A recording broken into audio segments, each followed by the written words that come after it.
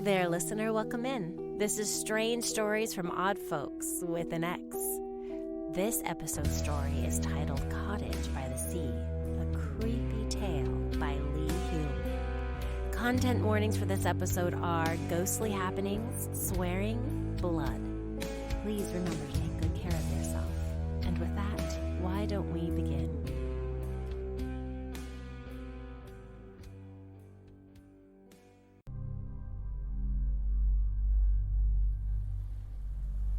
The cottage sits at the end of an overgrown, dead-end cul-de-sac.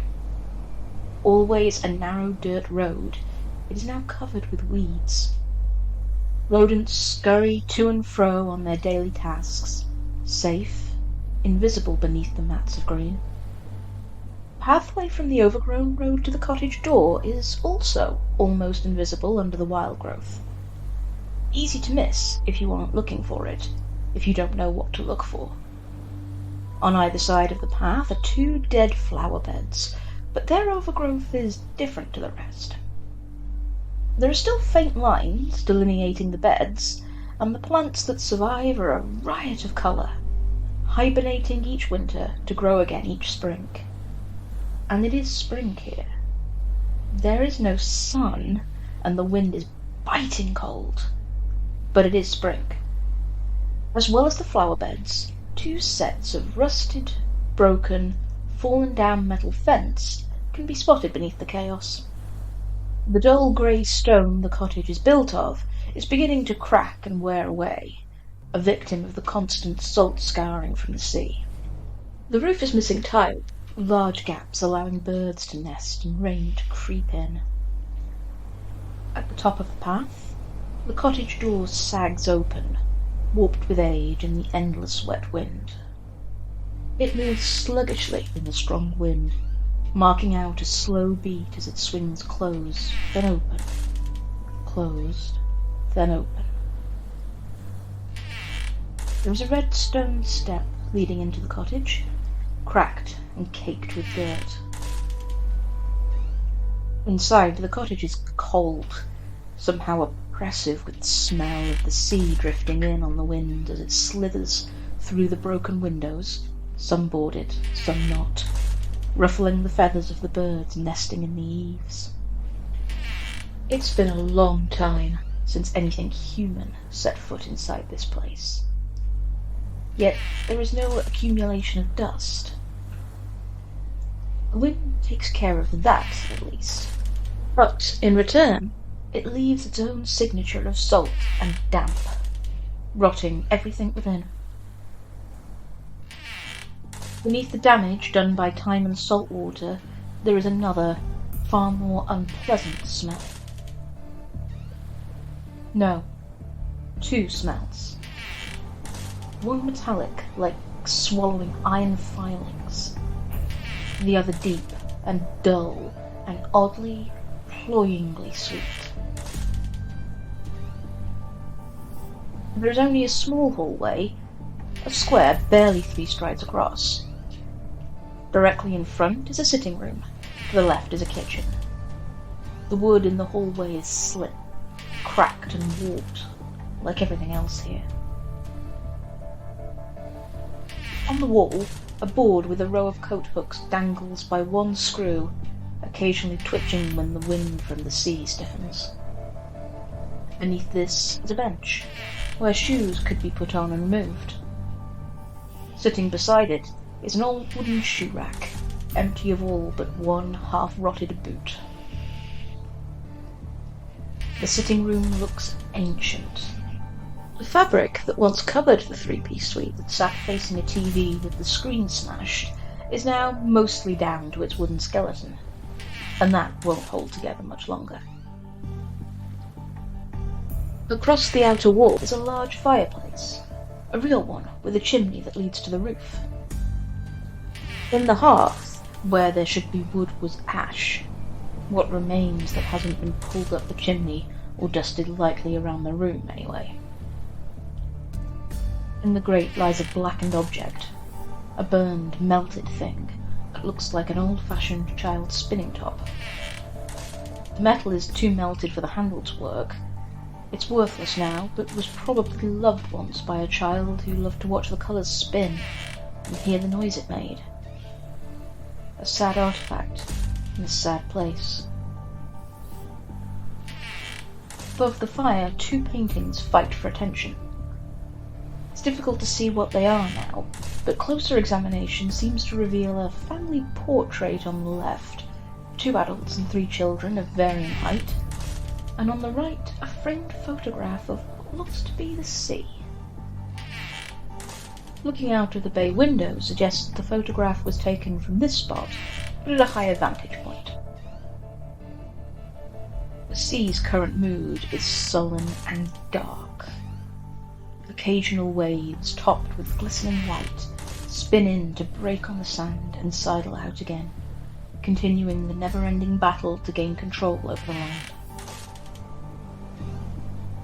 There's a long, heavy-looking sideboard against one wall, a hardy beast, showing wear but no signs of collapse. The drawers are all open, empty.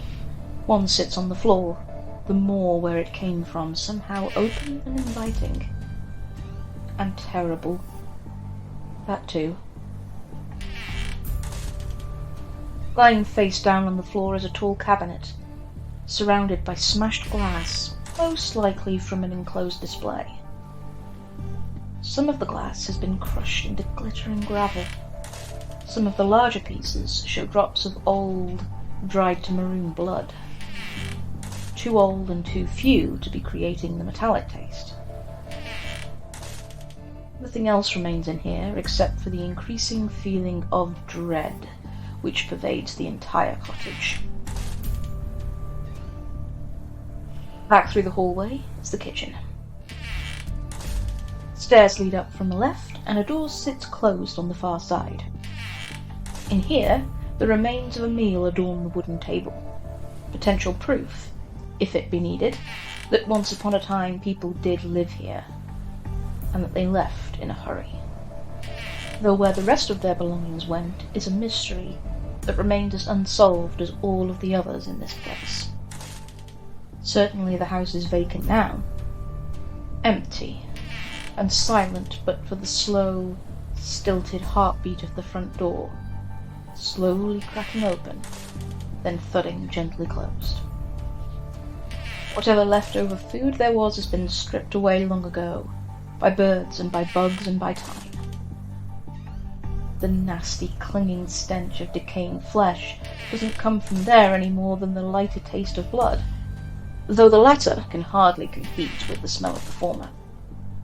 Across the kitchen, a lamp lies on the floor. More glass shards. Blood covers some of the shards that lie in a shattered pattern across the knotted hardwood. The linoleum on the countertops is peeling. It turns and rolls away towards the back door as if trying to escape. Cupboards hang open. Drawers have been flung around the room. Whatever their contents were, they are long gone. Thicker drops of blood, congealed into dark patches on the blue tiled floor, lead up the narrow stairway. Everything about this stairway creaks. Each step, the railing, it feels as if it will collapse into itself at any moment, this feeling aided by the occasional patches of rotten wood that fall with each disturbance. The landing shows more of whatever struggle happened here. Plaster dust lies on the floor below a hole in a wall. The framed painting, glass smashed, leans crookedly against a closed door, showing its back as if in denial. Blood, smeared across the walls like a harbinger, shows the way to the main event. The stench is clearer now, as is the colour of the blood. Newer, fresher. Whatever it was that happened first, whatever violent event it was that emptied this place, it seems it was not the only occurrence. The doors leading down the landing are closed. The doorknobs, rusted and stained, make an ellipsis as the end room approaches. The door at the end is only half closed. A desperate arm, nails bloody and torn, stretches out beyond it, as if seeking escape even now. But it is still. Has been for a long time. Long enough for the flesh to have been eaten away by creatures, or by time, or both. The door opens easily to a touch, showing the rest of the body. Dull light from the window glints off of the dried blood pooled around it. The throat is torn. The back shows deep stab wounds. They didn't stand a chance. And the rot and infestation has set in, making the living stench that led you here. This body died weeks before you even knew to look for it. You crouch, confirming the absence of a pulse of life, and rise again, turning away as you reach into your pocket to take out your phone, to call this in, to begin the process, and to tear your eyes from the squirming mass of larvae. As you leave the room, the body's eyes open and the stretching hand grabs your ankle.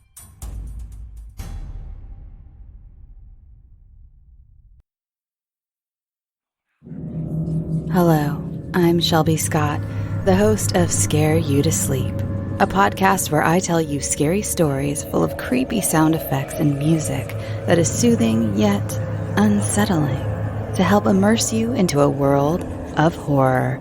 This is a show for those of us who have realized horror can be a strange but relaxing escape from reality. Speaking of escapes, sometimes I lead you through guided nightmares. Like a guided meditation, but instead of flowery meadows, I take you on a journey through your own personal nightmare. So come get lost in the terror with me. Now a proud part of the Bloody Disgusting Network, you can find Scare You to Sleep wherever you get your podcasts. Sweet screams. Thanks so much for listening. That was Cottage by the Sea, read by Lexi Jones, written and edited by Lee K Hulme. If you are LGBTQIA2S+, and you'd like to submit a story for use, we'd love to hear from you. Check the show notes for a link to do that. Also in the show notes, you will find info on the music, sound effects, and where else you can find us. We love visitors, so do come and say hi.